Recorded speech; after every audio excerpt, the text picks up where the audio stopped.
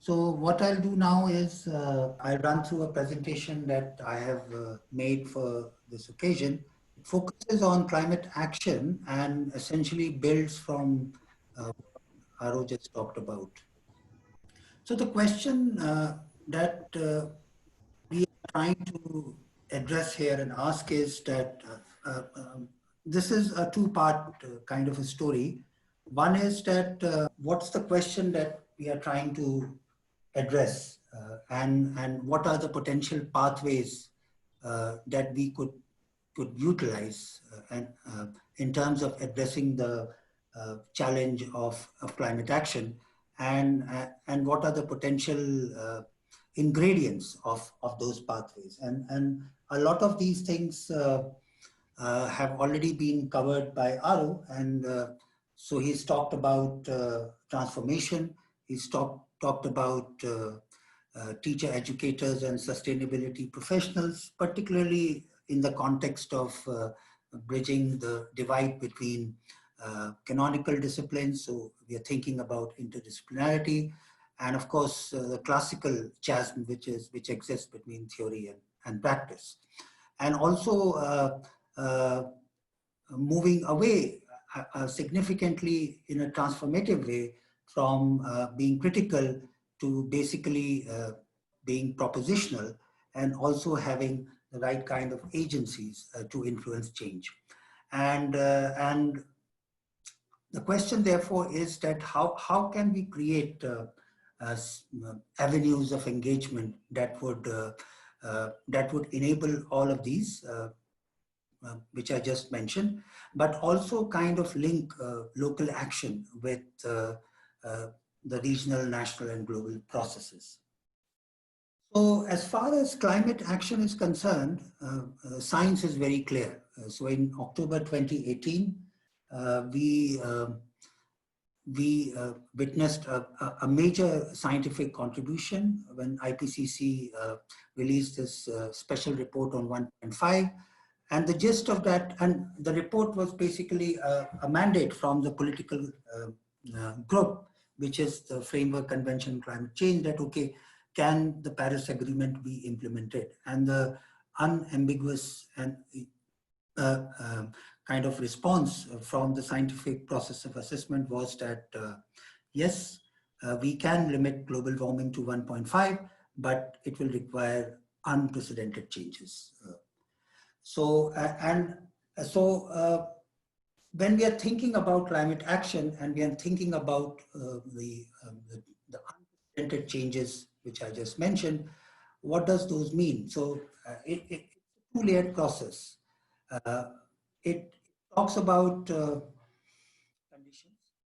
and that also links up with how and what kind of learning processes and learning communities we build, but what we are trying to achieve. So in a sense, the special report said that, look, a lot of things need to become enablers. Governance has to change, behavior has to change, money has to come, but it also talks a lot about institutional capacities, and it recognizes that in the context of climate, straddling across scales as a wicked problem, we don't have the right kind of institutional capacities to deal with it. And this is not only from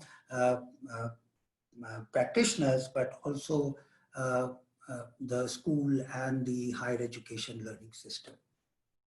The special report also said that, look, if we are thinking about education for climate action, it essentially means that we have to establish connections between sustainable development and the classical pathways of addressing challenges, which is adaptation.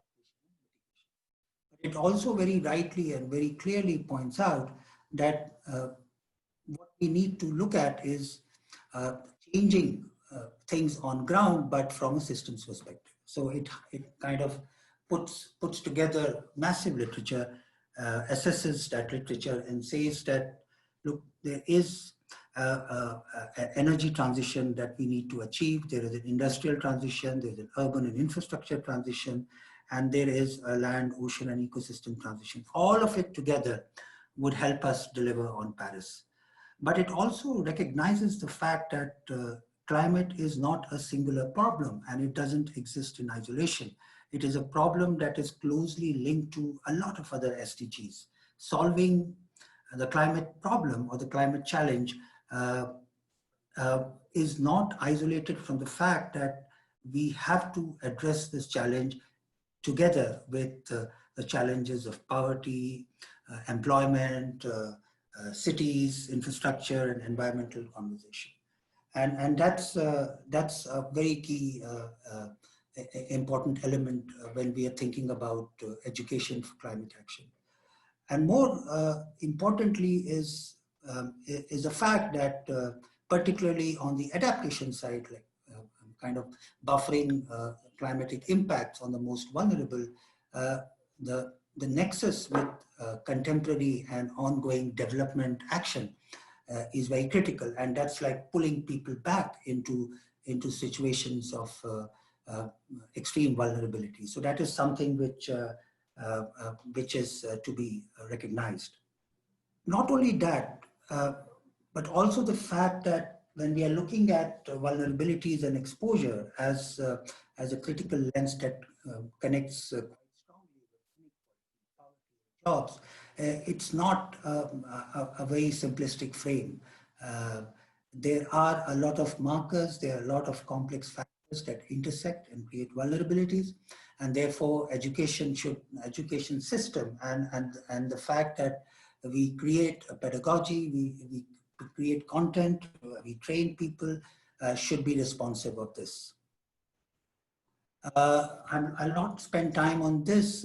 Goal 13 alludes to international frameworks, which is essentially the Paris Agreement, but recognizes the fact that education, awareness building, human and institutional capacities are critical if we are to achieve goals. So what are the multiple pathways that kind of exist collectively now? Aru talked about Sustainable Cities Move. It has a climate element also.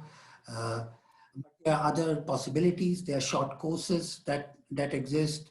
But I would also like to emphasize on point 4 and 5, which is that how do we take research and science, unpack it, make it accessible, and kind of make it package it in a way that addresses policy gap and basically improves the chances of policy uptake. For example, the Urban Fellows Program that we run at TIHS, it's a 10-month fellowship, which is now in the 6th iteration. We are very mindful of the fact that climate action, if taught, has to be taught in the embeddedness of principles of sustainability, equity, and spread across various elements, but we recognize that these are important conceptual categories that lays the scaffolding or foundation on which climate action can be built. So the challenges around vulnerability and inequality are taken head on. It's also important to understand that if we need to think about education and climate change, we need to understand that climate action operates in a very complex social, economic, and environmental space, which is very dynamic. And I take the example of drought in this slide and talk about that, how it's important to recognize knowledge from multiple disciplines, from science, from social science, and bring from demography, and bring all of this together to understand that how, what are the implications of drought and what leads to certain outcomes. So in a sense, what we are arguing is that, look, education for climate action needs to understand that there is a synergistic space and the synergistic space intersects between capacities of individuals, institutions, and actors to respond to the development challenges, but also the fact that what enables those synergies, and how can we enhance these capacities to reinforce sustainable development and vice versa. And can we kind of mainstream examples that are on ground, like Aro talked about the TNUSSP example, and accumulate all this evidence and bring it in a pedagogic frame that facilitates learning that's able to address critical questions. For example, one of our projects at IHS, we went to the ground. We mined knowledge that exists with people in terms of how one can deal with the climate challenge, and then assembled it together as a learning document, which has entered into our pedagogy. This is what we use when we teach learners in IHS. But we also need to be mindful of the fact that the capacities we intend to create should be able to situate itself in a pathway that is able to address the challenges of the most vulnerable. And that, so if the science is good, the numbers are good, if it is not being able to translate itself into improving the lives of the most vulnerable, then it doesn't have that kind of an impact. And we need to think about ways in how we could potentially achieve. So the key questions that I leave now with gathering is that what's the goal and how professional education programs can address the challenge, of course, of conservation and justice, but also on the inclusion issue. Is there a possibility of disciplinary knowledge coming together and address the challenges of sustainability?